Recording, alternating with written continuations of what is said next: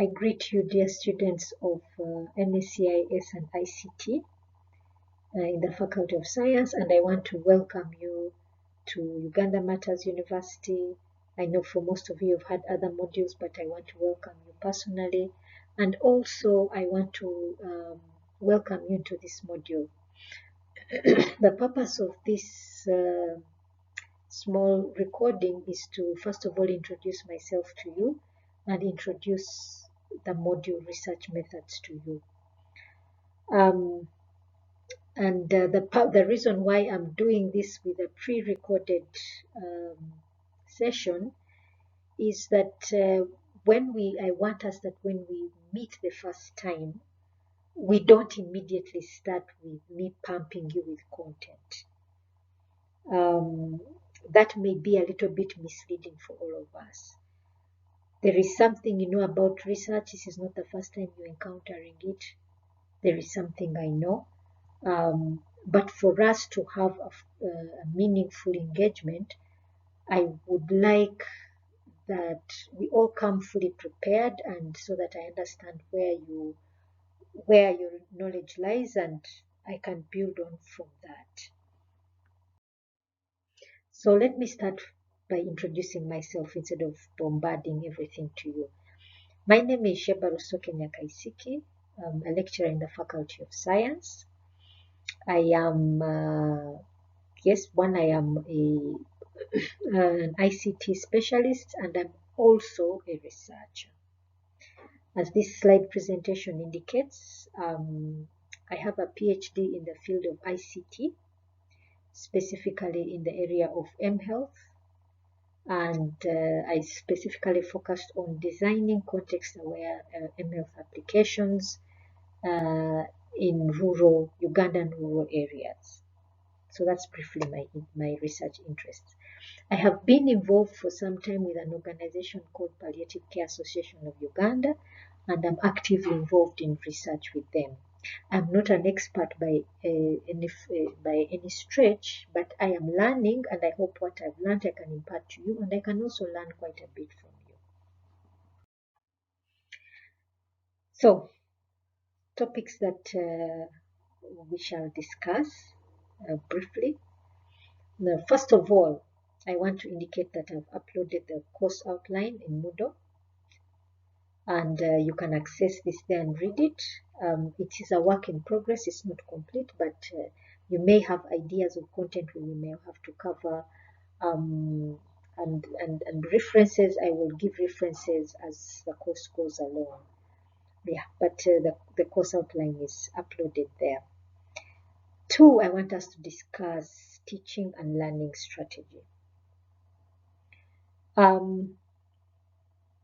Like I said, as I started introducing this, why I've pre-recorded this first session, we all know something. We don't come into any module not knowing what we're supposed to do. You all have some knowledge of research. So I really didn't want to start by giving you a lecture and bombarding you with what I know. Let us start by unearthing what you know.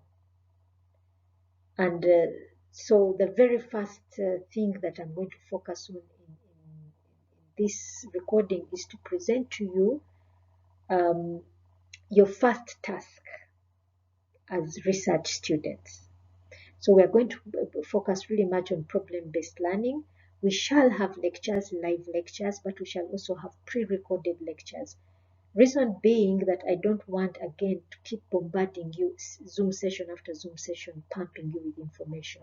It would be good that I sometimes give you information, give you time to go through it at your own pace, then we come together and have a discussion. We are also going to have quite a bit of continuous assessment. What do I mean by this? In a normal setting, a lecturer would set up an assignment, you receive the assignment, do it, you present it, and it is graded.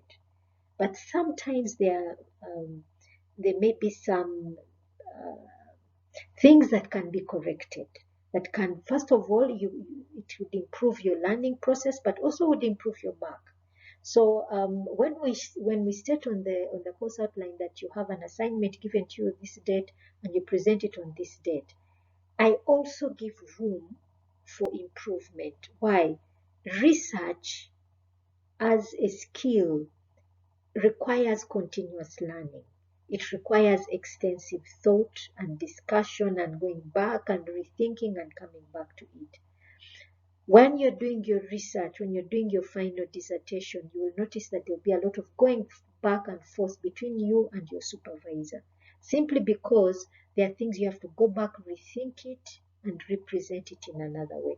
So I want us to have that kind of arrangement. That's why I've called it continuous assessment.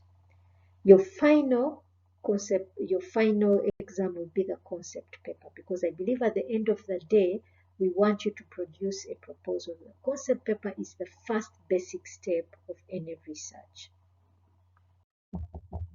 So, as you can see from this slide, I have a smiley face because I'm bombarding you with your very first assignment.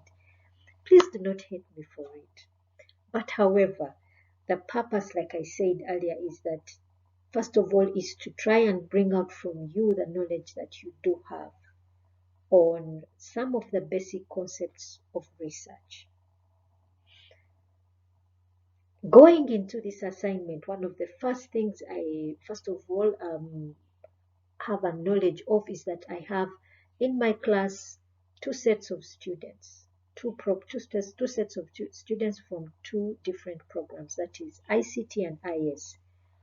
On the outlook, it may seem like you're the same, but you're not. If you look at if both of that, well, that's essentially why you're separate. The content is different, the final product is different. So essentially, even your research areas will differ. So what I have done is that I've gone ahead and picked some published articles from the two areas of research, IS and ICT. IS essentially looks at information systems, artifacts, information systems, applications, whatever it is that are going to operate in a specific organization. ICT looks at governance more in content. So I've tried to look for three separate articles from three separate research areas, and I've uploaded them on Moodle. Go ahead and download them. Read them.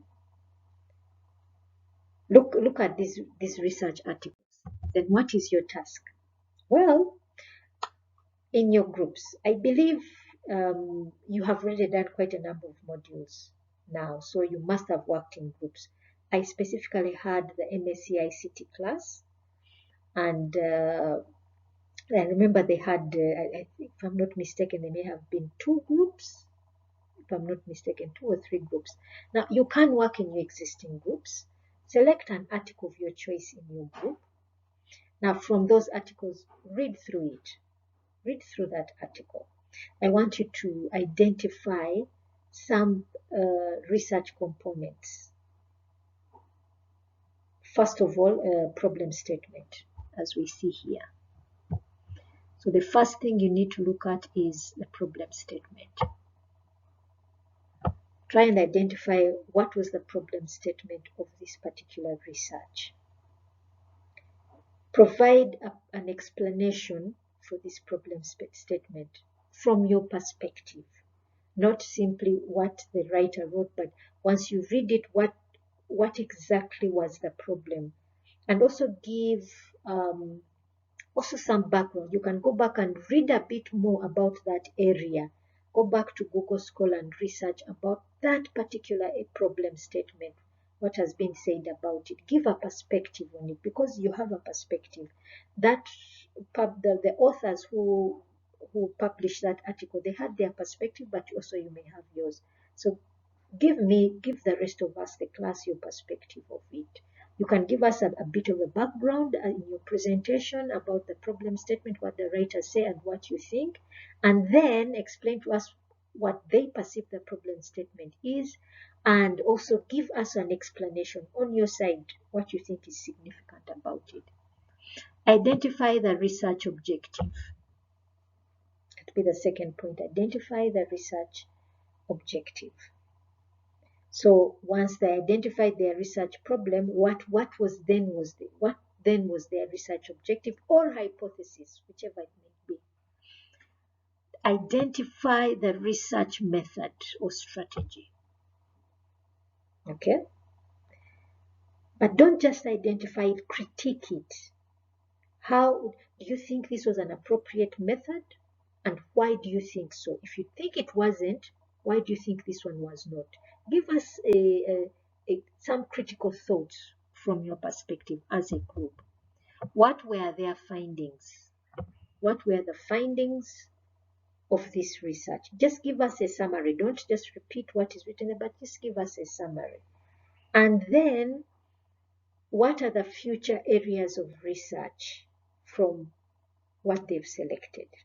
What are the future areas of research from that particular article? So it's a bit of a short assignment, but just to introduce us to it and to begin to think about what research is and certain area things that which ourselves are going to have to produce.